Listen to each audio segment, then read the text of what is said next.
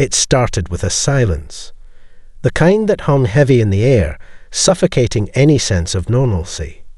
Across the galaxy, in the well-polished halls of the Commonwealth's Central Council, diplomats, generals, and peacekeepers alike had begun to notice the quiet absence of communication from human colonies on the fringes. At first, it seemed like a fluke, just another glitch in the interstellar communication network. But as days turned to weeks, the silence deepened, and the suspicion grew. On the planet Omen 9, a human colony that had long been a peaceful research outpost, the last transmission sent was a simple cryptic message. Prepare. It begins now. The signal ended abruptly, and all attempts to re-establish contact failed. That was just the beginning. Admiral Cora Vasquez of the Commonwealth Fleet had once prided herself on her ability to read the flow of galactic events. As she stared at the unblinking data screens in her command center, something in her gut told her that what was unfolding wasn't just an anomaly, it was a threat. As the fleet moved to investigate, a sharp warning blared across their station. A fleet of human warships, older models thought to have been decommissioned, had just dropped out of FTL travel near the Nephar system. No distress signals, no declarations, only the cold, calculated hum of engines as they moved into formation, almost as if they had been waiting for this moment. In one swift motion, the fleet commander activated a private channel to the Commonwealth High Command. Admiral Vasquez, a voice crackled in her ear. Are you seeing this? Is it them? Yes, Vasquez said, her voice barely a whisper. It's them. The Deathworlders have awoken. Before she could say more, an explosion rocked the hull of her ship. 1,000 questions flooded her mind, but the answer was clear. The Deathworlders had decided to stop being civil. How's this continuation? It establishes the looming threat and hints at the danger building, with a strong sense of uncertainty and suspense. Let me know if you'd like any tweaks or further elaboration. Admiral Vasquez's ship, the Indomitable, shuddered again as the blast echoed through its hull. Her officers scrambled to their stations, alarms blaring, the once calm bridge now filled with a cacophony of panic. The explosion had come from a nearby asteroid belt, where the human warships had positioned themselves, their movements eerily deliberate. Status report. Vasquez barked, gripping the armrests of her command chair. Her mind raced as she processed the threat. These were no ordinary attacks. The humans were moving with precision, like a species that had fought wars for centuries, and now, they seemed to revel in it. Admiral, the communications officer's voice trembled. It's happening across the entire sector. Human vessels, they're not responding to any hails. All we're getting is static and intermittent transmissions from their fleet. Nothing coherent, just noise. Vasquez felt a chill. She had seen the humans' brutality before. The Deathworlders were no myth. Their history was written in blood and survival. But this was something different, something primal had awakened. The Indomitable's tactical officer spoke next, his face pale as he tapped rapidly at his console. They've begun targeting the outer colonies, Vora settlements. They're not even giving them a chance to surrender. There. His voice caught. They're obliterating everything. All ships on alert. Vasquez commanded, rising from her chair. Prepare to intercept. We need to find out why they're doing this before it spreads further. Contact the High Command again. This time, demand answers. But no answer came. As the Indomitable moved toward the Nephar system, Vasquez caught sight of the human fleet, a shadow against the stars. Its ships, once sleek and shining with the promise of peace, now looked like hungry predators, their weapons primed for more destruction. The realization struck her cold. They weren't just fighting for territory or resources. They were fighting to reclaim something lost, something older, something far more dangerous. Humanity's mask of civility had slipped. The Deathworlders were back, and they were unstoppable. This section builds on the tension from the first part and introduces the sense of an unstoppable, unrelenting human force. The threat of humanity's primal violence is becoming clear, and the galaxy is caught off guard. Let me know if you'd like further adjustments. Major Fiona Finn Malone stood in the quiet, dimly lit command room of the Exodus, the flagship of the human fleet. She stared at the holographic displays before her, watching as more human vessels, all of them battle-tested and scarred, dropped into real space near the core of the Nephar system. The surrounding systems had already fallen silent. No transmissions, no attempts at negotiation, only the cold void of space stretching out in front of them. Finn's eyes narrowed as she observed the tactical data.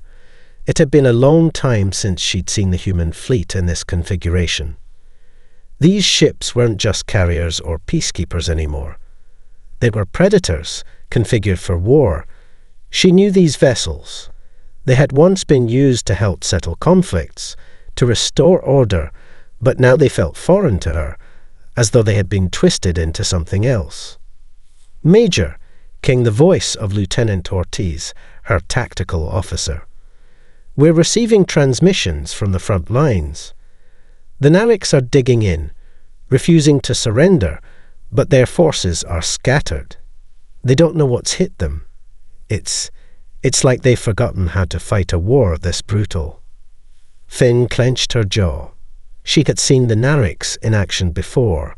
Strategic geniuses, their fleets notorious for outmaneuvering opponents with a ruthless efficiency. They didn't break under pressure, but this wasn't about strategy. This was about survival. The Deathworlders' survival. The sound of footsteps behind her broke her reverie. Captain Alex Hawke, the commander of the Exodus, stepped into the room.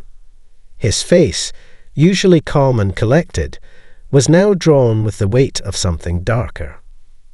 "Major," Hawke said, his voice like a whisper in the tense silence. "It's begun." Finn looked up at him, her gaze hardening. "I know. But why, Alex? Why now? Why the Nareks?" Hawke's lips curled into something between a smirk and a grimace. "It's not about the Nareks. It's about us. We've been too long in the shadows of diplomacy. Too long pretending to be something we're not. The galaxy's forgotten who we are. We're here to remind them." Finn's stomach turned. She had once believed in the dream of peace. But now, standing here, watching humanity awaken as a storm of destruction, she wasn't sure she recognized her own people anymore. "Get ready," Hawke added, his voice growing colder. "This is just the beginning." As the Exodus readied for its next move, Finn couldn't shake the growing sense of dread. The Deathworlders had not just awoken. They were unstoppable. And in the face of that, the galaxy would either bend or break. This continuation builds more on Finn's internal conflict and reveals more of the chilling philosophy driving the human assault. It also sets the stage for her growing unease and the unsettling force behind the human push. Let me know if you want any adjustments or additional depth in the characters or events. The summit at Hylian 7 was supposed to be a place of reason, a place where cooler heads could prevail, where negotiations could forge a path toward peace in the wake of humanity's sudden onslaught. But as Admiral Vasquez stepped onto the observation deck, her gaze swept over the sprawling city below, a city built on the hope of unity, and she realized that peace, if it had ever existed, was now an illusion. The neutral station was an engineering marvel, a testament to the galaxy's cooperative spirit, but its grandeur now seemed hollow. The conference room had been set up to accommodate representatives from every major species in the Commonwealth, Zeltai, Vorai, Tsakar, and even the diplomatic factions of the human colonies. Vasquez had hoped, even if just for a moment, that humanity's sudden shift was just a misunderstanding, a miscalculation, but deep down she knew that wasn't true. She turned to face the others in the room. A dozen voices murmured in quiet, tense conversation, all speaking at once in their native tongues. The tension was palpable, like a thunderstorm hanging just out of reach. She had expected this, the disbelief, the hesitation, the refusal to accept what was happening. The Deathworlders, the very same species who had helped broker peace treaties for generations, were now waging war without warning. The galaxy, stunned and unprepared, could barely comprehend it. A chime echoed through the chamber, silencing the room. The doors slid open, and there, standing at the threshold, was Captain Alex Hawke. He strode into the room with the confidence of someone who had already won. The tension in the room was immediate. As a former human peacekeeper turned conqueror, his presence alone sent a chill through the gathered delegates. "I'm here to talk," Hawke said, his voice calm, but carrying an undeniable weight. "But you've already made your decision. You've chosen peace at the cost of our survival. That's why we're here. To remind you that the Deathworlders are not your servants. We are your equals, your superiors, whether you accept it or not." Admiral Vasquez felt the blood drain from her face. This wasn't diplomacy. It was a declaration of war. "Humanity is done asking for permission," Hawke continued. "We're taking what's ours." The room fell into stunned silence, the words sinking in like poison. Vasquez turned away, her mind racing. She had seen the beginning of this. Now it was too late. This section builds on the escalating tension between humanity and the Commonwealth, showing that the human leadership is no longer interested in diplomacy or compromise. Hawke's chilling declaration sets the stage for a galaxy on the brink of war, while Vasquez is left to reckon with her own beliefs. Let me know if you'd like to explore any other aspects or characters in more depth. The battle for the Narix system raged across the stars, a brutal dance of destruction between two forces that once had no reason to fight. The Narix, a race of brilliant tacticians, had long been seen as the natural leaders of the Commonwealth's defensive alliances, but they were caught off guard by the savagery of the human assault. The Deathworlders were not fighting for territory or control. They weren't even fighting for survival. They were fighting to prove something far more dangerous, that they were unstoppable. Major Fiona Malone stood at the bridge of the Exodus, watching as the human fleet decimated the Narix defenses. The battle was anything but conventional. There were no formal lines of engagement, no rules of conduct. Human warships cut through Narix formations like wolves among sheep, taking out key targets with surgical precision, while the rest of the fleet savoured the chaos. "Major," Lieutenant Ortiz's voice crackled over the comm, "the Narix are regrouping at their capital station. They're trying to form a defensive perimeter, but it's fragile. Our strike teams are reporting heavy resistance on the ground." Finn's eyes narrowed. The Narix were a formidable species, but they didn't stand a chance against the unrelenting ferocity of human warfare. This wasn't just a war of attrition. It was a test of dominance. Humans weren't just aiming to conquer. They were erasing the concept of resistance. "Send in the next wave," she'd ordered, her voice cold. "Burn them to the ground. Make them understand who rules now." But even as the words left her mouth, a creeping doubt gnawed at her. Was this really what they had become? What had happened to the ideal of peace she had fought for so long to preserve? Before she could voice her concern, Captain Hawk's voice came over the comms, cutting through the tension. "We've broken through their last line of defense, Major. It's over." Finn felt a coldness settle over her chest. The Nareks were finished, but what about the rest of the galaxy? Could any of them survive this storm? The Exodus loomed over the wreckage of the Narek's capital, a silent, ominous reminder of what the Deathworlders had unleashed upon the galaxy. This section delves deeper into the ruthless efficiency of the human war machine and begins to highlight Finn's growing internal conflict as she watches her people, once champions of peace, dismantle a galaxy-wide order. There's a shift in her, and the reader starts to sense the emotional cost of humanity's brutal rise.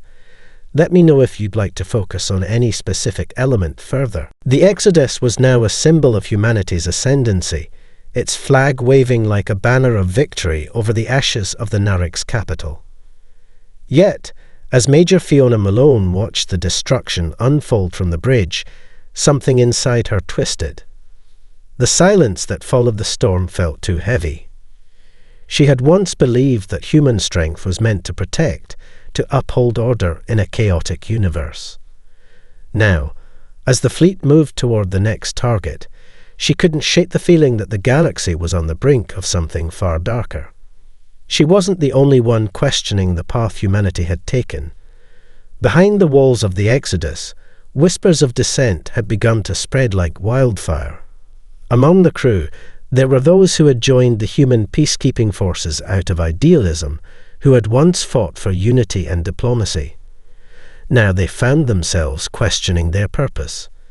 And some were even starting to question whether the Exodus had become a harbinger of something worse than war. Finn's growing doubts came to a head when she received an encrypted transmission from an unexpected source. Rav, the young Daltai prince who had barely escaped the destruction of his homeworld. Despite his people's warlike nature, the Daltai had always been known for their respect for strength in battle and their fierce honor. Yet Rav's message was one of urgent distress. "Major Malone," his voice came through, calm yet urgent. "I know what humanity is capable of. I've seen it firsthand. But this is not just war. This is genocide. And you know it. Your fleet is cutting through worlds like a blade through flesh. There are those of us who still believe in the old ways, in a future where we can all coexist. But if humanity continues down this path, there will be no galaxy left to conquer." The transmission ended abruptly. Finn stood in stunned silence, the weight of his words crashing over her. Rav was right. It was happening. The rebellion wasn't just among the alien species, it was growing inside the human ranks. This part deepens the internal conflict within Finn, showcasing her mounting unease as she receives an impassioned plea from a member of the Resistance. It also hints at the rebellion that's beginning to take root within the human ranks, setting the stage for a major shift in the storyline. Let me know if you want further details or adjustments. The galaxy was on fire, and the flames were spreading fast. In the wake of humanity's savage conquest, the once proud Commonwealth began to fracture. Species that had once relied on diplomatic alliances to maintain peace were now hastily forming defensive coalitions, each fearing the day when the Exodus and its fleets would turn their eyes toward them. Major Fiona Malone stood before a briefing table in the Exodus, the cold lights of the command room flickering overhead. A council of resistance leaders had gathered, including Rave, the Daltai prince, and several other high-ranking defectors from the Commonwealth forces. They all spoke with urgency, but there was no mistaking the tension in the air. "It's time," Rave said, his voice low and resolute. "If we strike now, we might stand a chance. The Exodus is the heart of their power. Destroy it, and we cripple their war machine." Finn studied the holographic map that floated before her, showing the trajectory of human forces as they moved toward the edge of the Nephar system. The Nareks were gone, The Tsakar were massing their fleets, but they were still reeling from the human onslaught. And the Vora, peaceful, kind, were completely unprepared for the storm humanity had unleashed. But there was no turning back. The war wasn't about survival anymore. It was about proving dominance. The human fleet, led by the Exodus, had become an unstoppable juggernaut. Its fires fueled by the belief that only the strong had a place in the galaxy. "The Exodus is the key," Finn said quietly. "If we destroy it, we stop them all." Rav nodded, but the weight of his words lingered in the air. "It's a suicide mission. You know that." Finn's heart ached, but the decision was already made. There were no more negotiations, no more requests for peace. The Exodus had to fall before humanity's bloodlust turned the galaxy into a graveyard. "Prepare the fleet," Finn ordered, her voice hard. "We're going in." This part sets the stage for the final confrontation between the Resistance and humanity's war machine. The stakes are at their highest, and the resolve to destroy the Exodus represents the point of no return for Finn.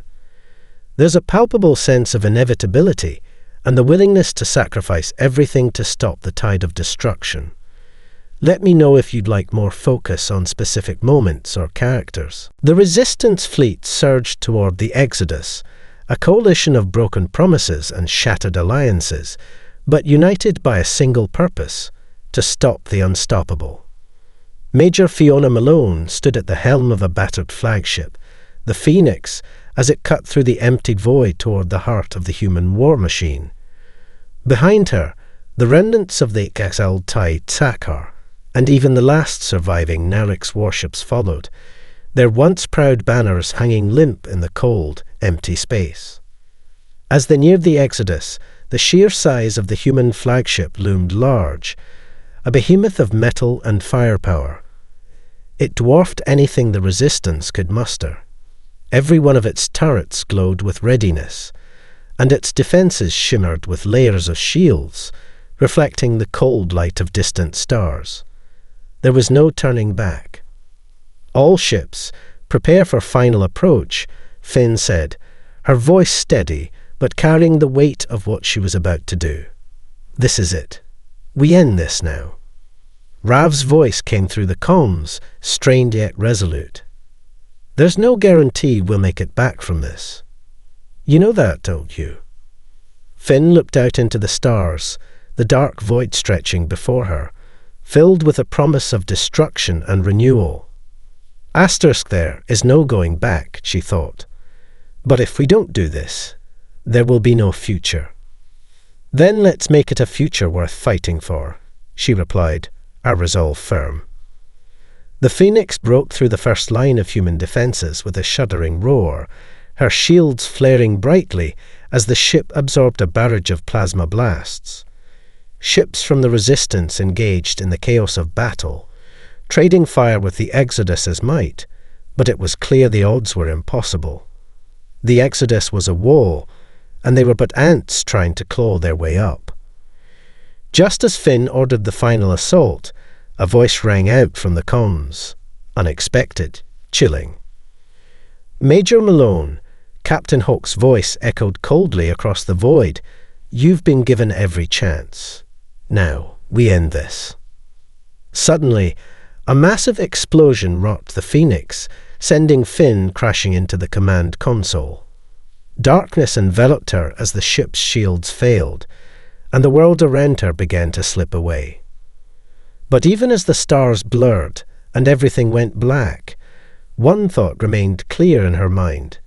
It was worth it.